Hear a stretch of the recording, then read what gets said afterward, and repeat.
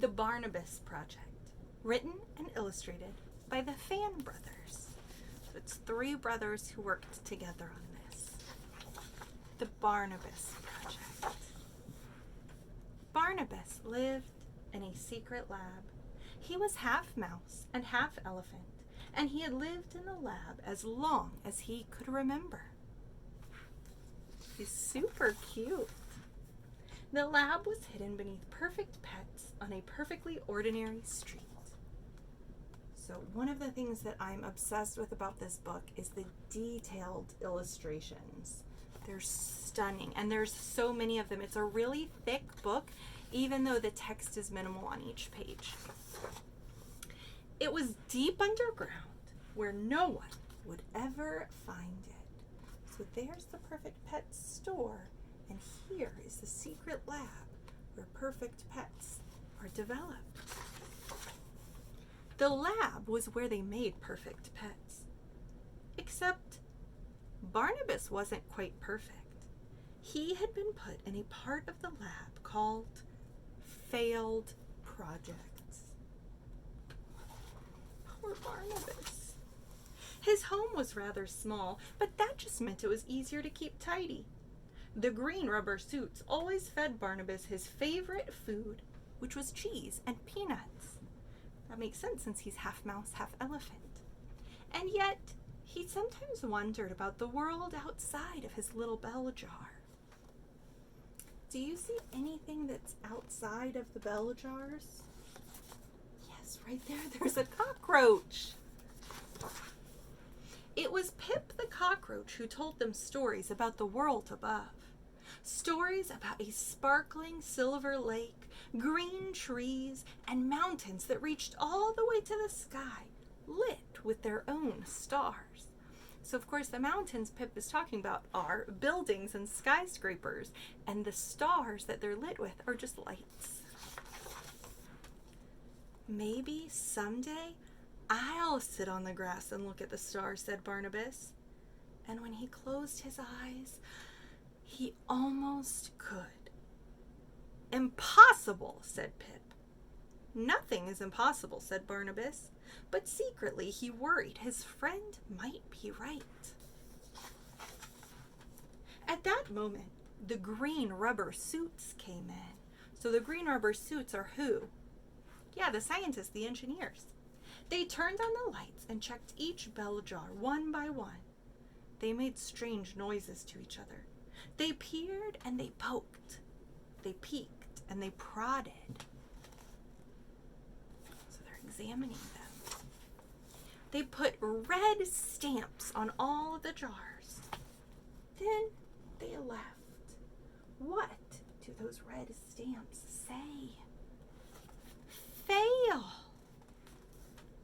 And these are so cute. I would take all of them home as pets. Every single one.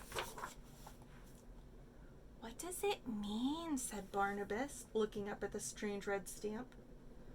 It means you're going to be recycled, said Pip. That's what happens to all failed projects. You'll be fluffier afterwards, offered Pip kindly. And you'll be cuter, and your eyes will probably be bigger. I like having small eyes, said Barnabus, although he wasn't even sure anymore.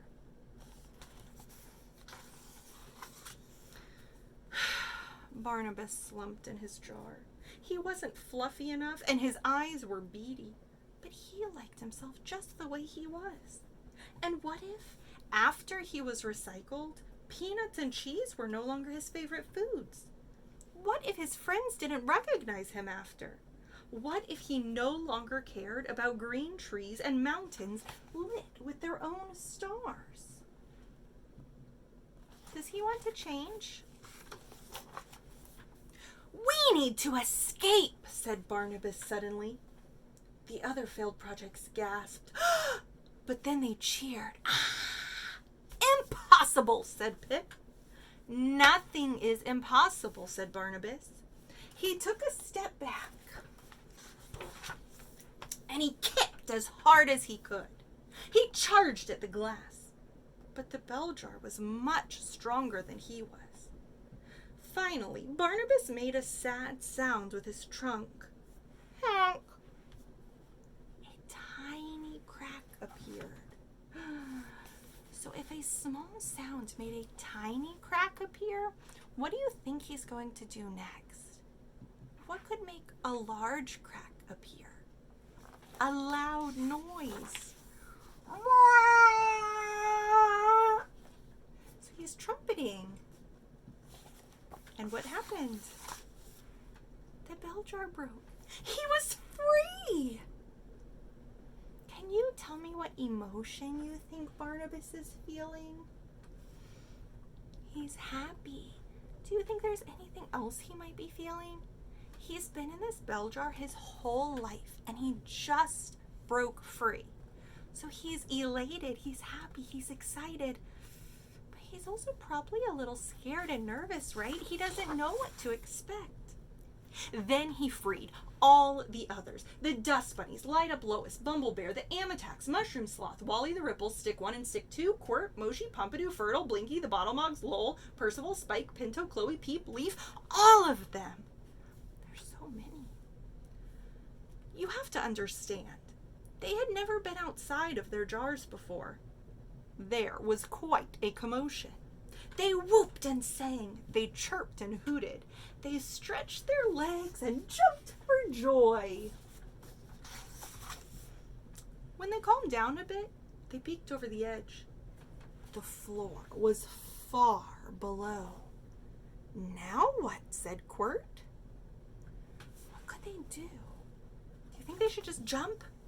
Just hope for the best? We have to work together, said Barnabas. One by one, they helped each other down. So sweet. Until they finally reached the floor. Shh, said Barnabas, and they all fell silent. Then they heard it too. Footsteps in the corridor outside.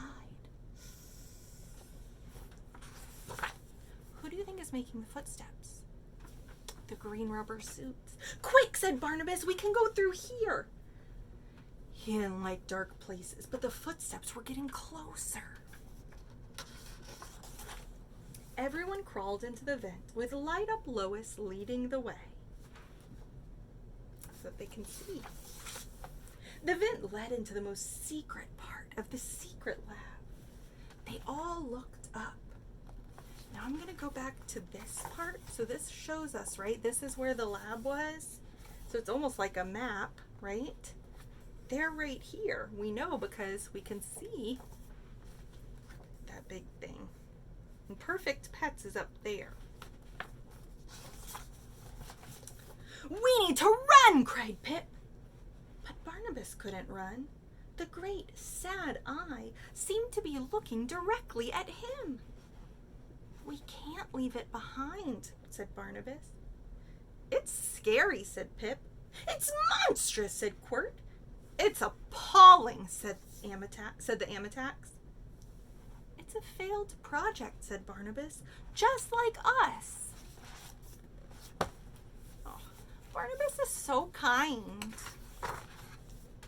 They worked together. There they are working together again. They worked together to turn the great valve that opened the tank. But it was too late. The green rubber suits had found them. I can't get enough of these illustrations. Look at how good they are. They're so good. Just when all seemed lost, the tank doors swung open and water flooded into the lab. So that was just a tank. The failed project was this octopus-like creature inside of it. Up the water carried them. Look at how big. Okay, the water's carrying them up. Do you remember what's above? What's above the lab? Yes! The Perfect Pet store. Up to the world above. And the kids are running. This kid has on a Perfect Pets shirt.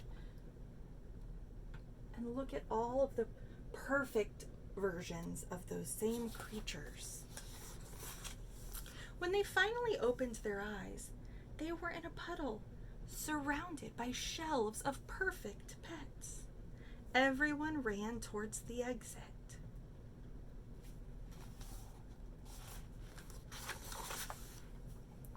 Barnabus stopped. What does he see? Something that looks kind of like him. It's called Barnaby, and it looks almost like the creature that Pip was describing when they're recycled. Fluffier and bigger eyes. It was almost like looking in a mirror, except Barnaby's eyes were bigger and his fur was like cotton candy. He was perfect. Barnabus, Pip called from the front of the store. Look, it's the outside world. Barnabus ran to join his friends. He might not be perfect, but he was free. The world was much bigger than Barnabas and his friends ever could have imagined. And just like Pip said, there were mountains that reached to the sky with their own stars. You were right, said Pip. Nothing is impossible. Now, they're all here. What do you notice right here? Yes, that octopus-like pet went in the water. Soon they found a place full of sunshine and happy noises, green trees, and soft grass. A place that might be home. So it looks like they're in a park on the edge of the lake. So we've got all of them spread out here. This little girl is walking a Barnaby, though, one of the perfect pets. It wasn't always easy. There's a peanut there on top of that bench. But they always stuck together. So they become each other's family. If I were ever in that park and I found myself on this park bench, you had better believe I would scoop all of them up and adopt them as my own pets.